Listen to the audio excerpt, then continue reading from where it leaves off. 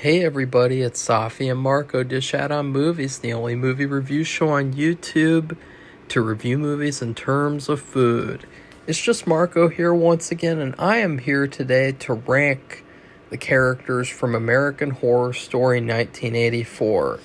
In general, actually, I really liked the season. I was very surprised by how much I enjoyed it.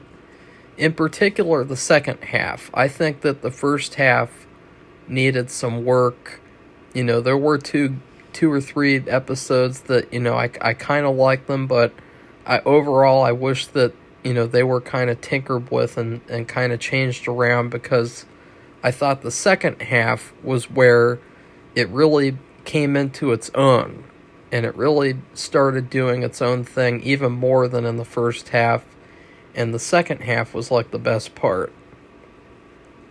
And the characters, there were actually quite a few good characters, and it's funny because usually I don't really agree with the crowd, especially when it comes to Crybaby, because it seems like in the American Horror Story community, people are very, inconsistent about how they rank characters. Because they'll rank a Crybaby character at number one, every single time. No matter, if she's a good character or not, it's usually just about the fact that they like the actress Crybaby, and so they're going to rank Crybaby at number one. But then there's other characters who are really, really evil, and they'll be ranked at the very bottom, even though their performances were very good, and, the actors aren't evil in person. And so there's a lot of inconsistencies with that, and I try to be more fair, but in this case, I think my rankings are a lot closer to other American Horror Story fans, which is kind of funny, because it's one of the one seasons where, hardly anyone watched it and appreciated it. It's of course that's the one where I'm more aligned with the audience, instead of one like Asylum, so I have the same usual tiers, and let's start off with the fuck you tier. The worst character of the season was Margaret Booth. This character, it has a lot to do with the acting, because at first I thought she's kind of an interesting character. She could be improved for sure. This actress, she seems to play the same character in every single season that she's in. Just like a vapid, superficial, irritating character. And in this season, though, she starts off with something different, where she is this overly Christian fanatic woman who survived this first massacre of Mr. Jingles, but apparently she was the killer in that. But then they do that twist where she is the killer, and then she goes right back to doing exactly what she does every single season. She goes back to playing the same old character, and that was really disappointing, because, I was looking forward to seeing, this new character, this character that had potential to, be a better character, I guess, but, I'm not really a big fan of this actress. I just feel like she does the same old thing over and over and over again. She'd be better off on SNL or something like that, because she adds this really, really terrible humor element where whenever she's around, you can't take what's going on seriously. The only time where it was really different with her was in the Cult season, where she kind of had an interesting story that they kind of ruined, because then she ended up turning evil again anyways. Because as I told you guys, her characters, they have to be evil, or they have to be really superficial, one-dimensional, shallow people, and I just I think she's probably, I don't know for sure, because I don't have every character right in front of me, but she might be like my least favorite actor out of the main cast that Ryan Murphy brings back for each season, because she just does the same old thing over and over and over again, and it was never good except for in what was that, Cult, but then they ruined it in Cult too. So, and then next up is the Black character. Now this character, he had some good moments near the end, like when he saved Brooke from dying at the camp Redwood. But the problem with this character, and I don't even remember his name, but one of the problems is, you know, at one point he is perpetuating the lie that black characters always die first in horror movies. And spoiler alert, that is completely wrong. That is statistically untrue. That's a bullshit, complete lie, complete myth. And it's also funny coming from him because his character is one of the first characters that dies in the season. So, I mean, it's like, you know, just because he didn't die first, like, he still died closer to, like, the first couple of victims rather than, like, near the end. You know, he did not survive. You know, like, and so that's pretty funny. And also, one of the things that I really didn't like was it was like they were trying to make every person at this camp have some sort of a terrible backstory or something bad that they did in the past. And he had this really stupid story that never really came back in anything, where he killed well, he didn't kill him. Well, actually, yeah, he did. He accidentally killed this guy who was auditioning for the fraternity or whatever you call it and being initiated. He killed him on accident, and it was this whole, like, tragic story. And see, that story would have worked if it was a mystery of who the actual killer was, because that's more of like a mystery that you have when you don't know who the killer is, like, you know, where you're guessing the whole movie, like, oh, is that guy the killer? Is that guy the killer? And sadly, in this season, I feel like the biggest missed opportunity was not doing that, was not having a mystery of who the actual killer is, or maybe who one of the actual killers is. Because this season, I mean, it had it had four, like, main killers, like, killer main characters. At least one of them should have been a mystery, though. You know, Margaret, they just kind of threw that in as, like, a twist, and then, you know, she went back to playing her stupid same old character. But I mean, like, a classic, like, slasher mystery where you see, like, a shadow figure and you see, like, POV shots of killing people. You don't have any of that this season, and I thought that was very sad. But again, with this character, he reveals the story of how he accidentally killed this guy at the fraternity, and it never comes up again. Like, it never, like, he never has to, like, answer for doing that. I mean, he gets killed by Mr. Jingles, but he never has to, like, redeem himself for doing that. He never has to, like, it's just like, oh, that's something that happened in my past that was really screwed up. So I thought that was stupid, and he was really, really one-dimensional.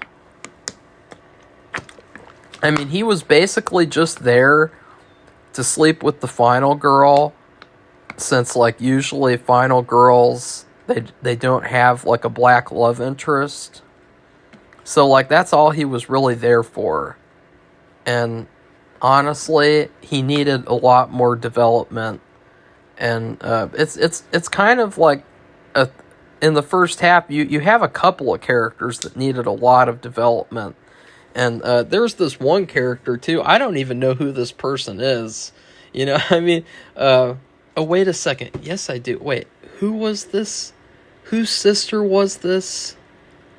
Oh, God, who was this? Now I remember. Okay, in the Dumb and Dull tier, we have this woman. She's in a car. I remember she gets killed by Mr. Jingles.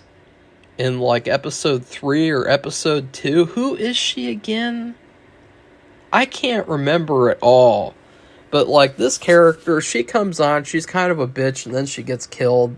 There's nothing really special about her. And next up is Margaret's assistant. This character, you know, he was really good in the Roanoke season as playing the psychic character, but wow. I don't know what they were thinking with this character. It very, very goofy, over-the-top character here. Not very funny. Just kind of a joke. And again, like, one of this series' biggest downfalls as it's gone on is just making everything into a joke. Because if you make everything into a joke, you can't really take anything seriously. You know, like the serious moments are undercut by these characters who just offer nothing but comedy and stereotypes and cliches. And yeah, I just really did not like his character. And next up is the guy, the bisexual pretty boy guy. He was terrible. I mean, like, his character, he didn't even really have a character ever. He just kind of made faces at the camera and took his shirt off. And then in the finale, he was going to sleep with the cafeteria lady. His character was trash. And next up is the hitchhiker guy. This is another character where, like, they tried to introduce him as, like, one of the familiar elements of a slasher movie. And then it's like, oh, the twist is that he's a ghost. But it's like, he never really has anything to offer the rest of the season. Like, he never does anything else that's interesting. His character was trash, too. But he was just dull. Like, these characters are just, they're dumb and dull. You know, they're not characters that you're like, fuck you. You know, they're just dull. Now we're in the had potential tier. The cafeteria lady, I felt like had potential because she had a past with Mr. Jingles. She knew that what his favorite sandwich was. And I felt like her character could have been a lot more instrumental in the first half of the season in, like, helping to take down Mr. Jingles and helping in general. Just, she's kind of there in episode 4 and then she gets killed.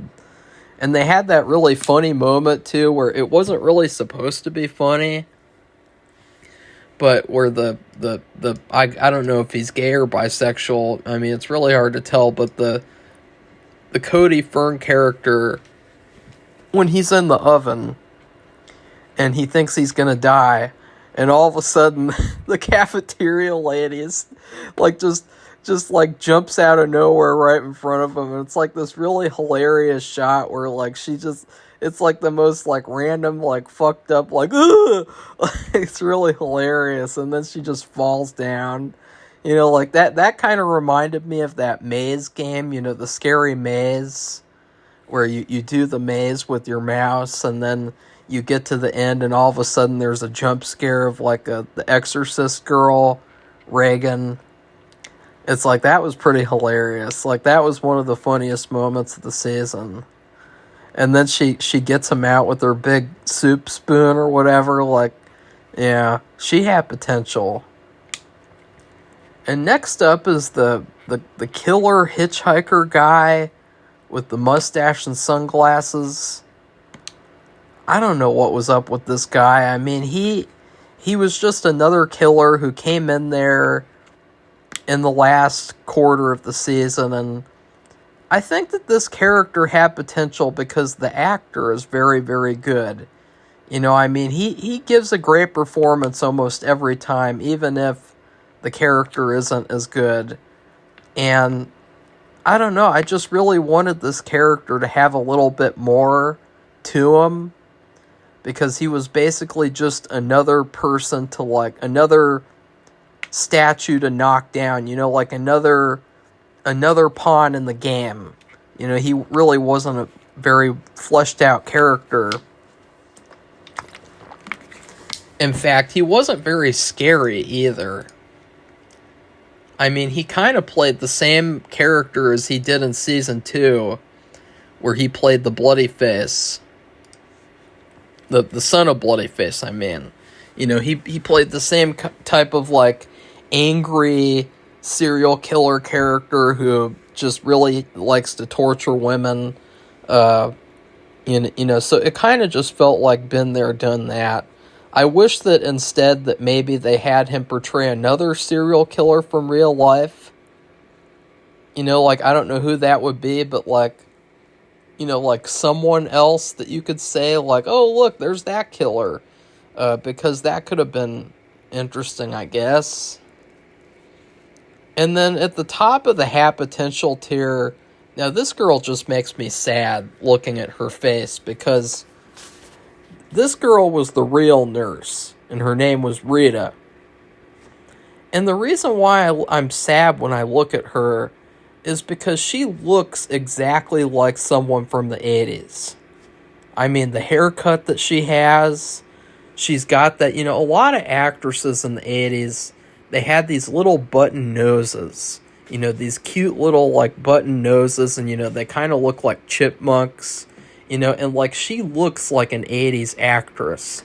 And so I think it's really sad that she gets killed off almost right away, and she didn't really have a lot to do. And in general, like, I would have liked to have seen, like, an actual camp go on, too.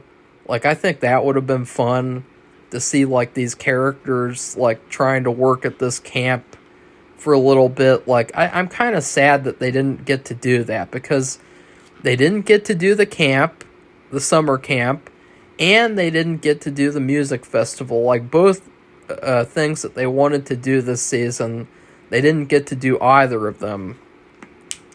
And it's almost like FX just didn't want to give them the budget. That's what I think. Because, like, I was looking forward to seeing, like, this camp go forward. You know, I didn't want it to be like the stupid Friday the 13th movies where, there's never a camp that goes on except for the best one, which is part 6. You know, that's the only one where we get to see actual camp go on. And in fact, the Sleepaway Camp director, you know, one of the reasons why Sleepaway Camp, the series, is so much better than Friday the 13th is because in the Sleepaway Camp movies, the director said his goal, for the first one at least, was to show you an actual camp go on. He was like, you know, I liked Friday the 13th, but I really wanted to see people have fun at camp.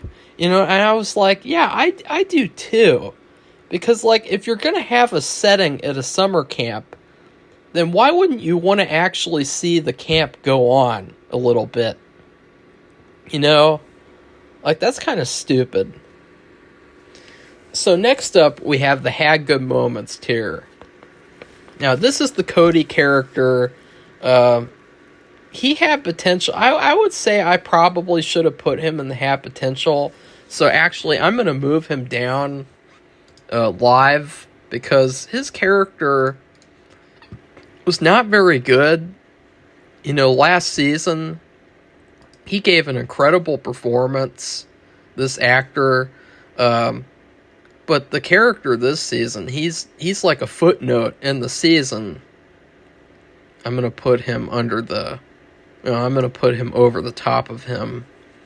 Although I don't know if he's a top or a bottom to that guy. So this character, he had a couple of good moments, I guess. Nothing really, like, of note. In general, like, it's just because the actor, he did such a good job last season, and then this season, he's just guy number 3. And then they had that whole backstory that they just kind of dropped, like, immediately in episode, like, 2, where it turned out that his own father was, like, making him do gay porn, even though he wasn't gay, but, like, you know that the actor is probably, like, bisexual or something, so it kind of ruins that. But, like, it was really strange with this character because, like, I don't know why, like, after last season they would give him such a a shitty little role. Like, I think that he deserved a lot better. Especially after that performance as Michael Langdon. Really spectacular. And next up in the Had Good Moments, well, actually, the first person in the Had Good Moments, for real, is, I can't remember her name. She was the fake psychiatrist, and then, of course, she becomes, the final girl's, like, friend and helper. This character, the reason why she's only in Had Good Moments is because she had this interesting story in the first half where she wanted to study Mr. Jingles in his natural environment. Kind of like Halloween 2018, but good. In that shitty Halloween 2018, you had the Dr. Loomis ripoff character who's like, I want to study Michael in his natural environment. It's like, yeah, fuck this fucking piece of shit movie. And this character, she wanted to do the same thing. She started off as kind of like a mysterious, like another like killer character where she killed that nurse girl, and she was just a really, really like kind of another sinister character. But then she makes this turn where she turns good and realizes she's made a mistake. And I don't know, I just didn't really buy it. I didn't buy her turn to good. And they had that whole backstory where her father was a killer. And I felt like that was really underdeveloped. Because, like, they only mention it, like, twice in the whole season. And they never really resolved that at all. It's just like, oh, my daddy was a serial killer too. Because that's how common serial killers are. But the part where she gets really good is in the second half. In the second half, she's a very likable character. And I really liked how she was helping out the final girl. And how she was helping her get revenge against Margaret. And so, yeah, I liked her a lot in the second half. For sure. And next up is the Lady in White, the mother of Mr. Jingles. I think another like issue of these later American Horror Story seasons is the lack of this actress, Lily Rabe, because she's like one of the better actresses that the show ever had. And so like even in her like short time as this character, she like does a better job than like the majority of the actors in the whole season. Her character is just, she's a very good, solid character for Mr. Jingles' backstory, and I really liked how she helps out, she not only helps Mr. Jingles, but she also helps Mr. Jingles' brother, and she helps out her grandson in the afterlife. So, she's a solid character. I would have liked to have seen more of her. The actress is so good, I mean, why not? Maybe she just didn't want to do it. I don't know. That's another issue you could talk about. Like, if you want to, I don't know. Next up is Montana. This character, she's very, very stereotypical. She had a really, really, really poor backstory where she gets hooked. She hooks up with Richard Ramirez for like no reason, and she gets really turned on by the fact that he's a real killer. It just doesn't make any sense that this random woman would get really turned on by someone being a serial killer, like, and killing someone for them. Like, that's not something that normal people get turned on about. No matter how many times it happens in the Ryan Murphy universe. I like the actress, I thought she did a pretty good job. One thing, though, that I forgot to mention in the review, which I should have mentioned it when Safi was checking the quiche, but there was this really gross part in episode 1. It was it might be one of the grossest things of the entire series. And that was when she was hooking up with the mustache man for the first time.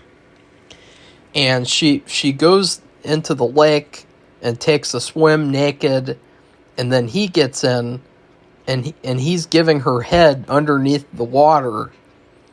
And that was like the grossest thing that I've ever seen, because like I was just thinking like, look, I understand that they want to hook up and everything, but realistically, this is really, really gross. I mean, people have talked about before about how like having sex underwater is really gross, but like this is like even grosser, because you just think about, like, I don't even know how to really talk about it without getting graphic, but like to have your mouth open like that and to be doing that in the water, underwater, is really, really nasty and gross. And I thought, are they doing this as like a joke? Like, is this supposed to be so gross that it's funny? Or is this genuinely supposed to be turned on? Like, is this supposed to be like a sexy scene? Because there is nothing that is sexy about this right here. Like, yes, it would be hot if they were on a flat surface that is not in the water. But he is in the water doing that underneath the water with this. Ew. There's fucking all sorts of diseases that he caught in that first episode. He swallowed some tadpoles. He swallowed some fucking some feces. I don't know, some little tiny fragments of shit that came from birds or something. Like he's got all sorts of things going on after doing that in that first episode. And I thought, that is really gross. Like, who would ever do that ever? I would never, ever, ever do that, ever. I don't think any normal person would do that. Like, it's just, what were they thinking with that? Like, seriously, like, underwater head, like, ew. I mean, how do you just, ooh. I mean, who would want to do that? And you know what was worse? You know what made this scene worse? Guess what I was eating while I was watching this sequence? Clam chowder. Yeah, I know. Ew. Yeah, ew. So when I look at Montana, this character, she should be like the sexy character that you look at her and you go, woo! I miss the 80s, especially because I wasn't there. But no, when I look at Montana, you know what I think about? Clam chowder. You know, that's what I think about, with canned clams. Yeah, I actually ate that, and thankfully I didn't get sick. I was really scared, and I got really grossed out. I was literally about to throw up when I was watching that scene while eating clam chowder. I mean, just but her character ends up being more likable in the second half. You know, they also had that stupid story where she blamed the final girl for her brother's death. You know, that was stupid. So, yeah, she got a lot better in the second half. And then at the top of the had good moments was the mustache man. This character was just a really solid and likable guy. He never really had any moment in the whole season where you didn't like him. He was always like just... He was great. You know, he was there for eye candy a little bit, but also because he contributed a lot too. Like, he did a lot of good things. I mean, he saved a lot of people from dying at that concert, that music festival. I would put him higher. It's just that they kind of treated him like an object in a way. I mean, he wasn't really as much of a character as he was just like a guy to look at. And I just think, like, you know, Montana, she wasn't ever really like that, except for like in the first episode or so. And they kind of missed that too. Like, did this season even have any boobs? I think it might have had one or two. Like, I can't really remember them very well. But, like, that was really disappointing that, like, did we get to see Montana? I can't even remember. All I can remember is Clam Chowder. Clam Chowder, Montana. But yeah, these two characters, they were really good together too. They made a great couple on the show. I really liked in the finale in particular where they're hanging out and telling the son of Mr. Jingles, like Ricky, like everything that happened at this camp, and you know, they're playing around with him. I thought that was really cool. So in the totally rad tier, first off, we have Mr. Jingles' son. Or his name isn't Ricky, it's Bobby, isn't it? Yeah, Bobby. This character, you know, he was just a very good character in terms of he didn't have any flaws at all. I mean, he didn't give head underwater. You know, he didn't have any, like, things that you could say, like, oh, he was trash or he was not the best. He wasn't the greatest character, you know, he could have obviously been better, but he wasn't really meant to be, like, a full-on, like, reoccurring character. He was just... His character was just there for that last episode so that you could tell that really good emotional story where he's trying to see his father and then he finally gets to meet him at the end. And my favorite part, though, is just when his dad comes and saves him. And Margaret's about to kill him, and then he jumps out and he saves him. And I thought that was really, really, like, powerful. And, you know, it was also really cool seeing this actor again, you know, Finn Wittrock. It was really fun seeing him return. Because, like, I think he's one of the best actors of the series. Definitely, like, underutilized. Like, I would have liked to have seen more of him in a season. Maybe playing Dandy from season 4 again, hopefully, because that character's awesome. But yeah, this character, you know, there's nothing really bad to say about him. And next up is the Emma Roberts final girl. Now, the reason why I really like this character is because in this season they did something to really try and fix slasher movies. Well, one of the things that they did was they tried to make a final girl interesting. They tried to give a final girl an actual character. And in fact, this girl, she doesn't like the fact that she's a final girl. You know, she said that in school, she would purposefully do badly so that she could get in second place and then let other people get first place because she always felt so bad about always getting first place. And I thought, you know, this is really cool that, like, they're trying to actually make a final girl that's likable. Because nowadays, you know, you have all these shitty-ass movies like the Scream movies and the Halloween movies. And, you know, what do? They just have the same old final girls. There's nothing interesting about them at all. They're just exactly like they were back then. They're boring, bland, and dumb. Another cool thing about this final girl is that she has sex, like, halfway through the season. She hooks up, and she is not a virgin anymore. Which, of course, you could also say that, you know, Sydney from Scream did that too, so... And in fact, when they made Scream, that's what they were trying to do with that as well, is that they were trying to make the final girl interesting and likable by not only having it to where she's dating the killer, which is interesting because usually the final girl would not do that. And then number 2, you know, she loses her virginity close to the movie's end, and it's like, uh-oh, because in horror movies, a lot of the times you get killed if you do that.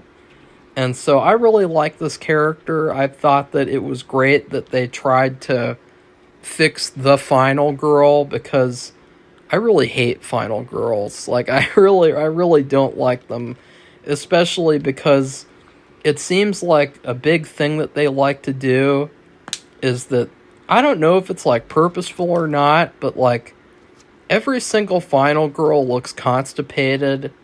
Like, they make this face the whole entire movies where, like, they're just like, nee, nee, nee. You know, they've got this really displeased look on their face and on their faces, and it's like, are they constipated or what? But Emma Roberts, she never has that look the entire season. So, like, I was really, really happy about that. Like, you guys wouldn't believe how happy I was that, like, wow, finally, a final girl that I can like. Of course, I do like some of them. I mean, I do like Sydney from Scream. I do like the girl from Texas Chainsaw, Sally. I do like the final girls from The Stepfather. I like Nancy from Nightmare on Elm Street 1. Notice I didn't mention Part 3 or New Nightmare. So, you know, I do like some of them, but I really liked this one because they tried to make her a character instead of just being, you know, a final girl. The number 2 best character was Richard Ramirez. I mean, wow. I mean, it's really kind of, like, strange because they took probably one of the most evil killers in history and they made him into, like, a really badass character. Like, this character, he's probably one of the coolest characters ever. He's like a mix of, like, Michael Myers, if Michael Myers was a satanic rock star. And just the fact that, like, he has all this power, and he's basically invincible. I mean, you kill him, and he comes back to life. It doesn't matter, because that's how strong and powerful he is. You know, he's awesome. I mean, he's one of the best things ever about American Horror Story. They did a really good job casting him. And, yeah, I loved his character. I could watch another season with his character come back. Like, he escapes the camp and he goes somewhere else. Send him somewhere else. I want to see him again. I don't care. Like, this, I couldn't believe how good his character was. The only thing that I'll say is that I wish that he was scarier. Because, like, I felt like he wasn't as scary as he could have been. They didn't really play up the horror with him killing people. It was just kind of like a video game where, you know, just tons and tons of people get killed. It's just like they're all kind of NPCs and everything. You know what I mean? And then the best character of the season was, of course, Mr. Jingles. I didn't like this character at first because they gave him a really lame design. You know, they gave him this weird looking, like, he's bald and he has this scraggly hair and a beard and he's got glasses, and it's like that's their design for this slasher character. A really, really weak costume design.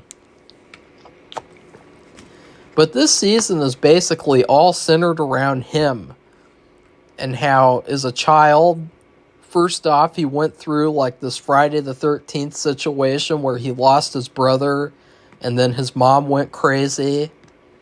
And then he grew up at this camp, and he, I don't really know why he was there as an adult, but he was there, and he was framed for murdering all these people, and then he was actually turned into a killer at this asylum, where they tortured him so much that they made him believe that he was the killer.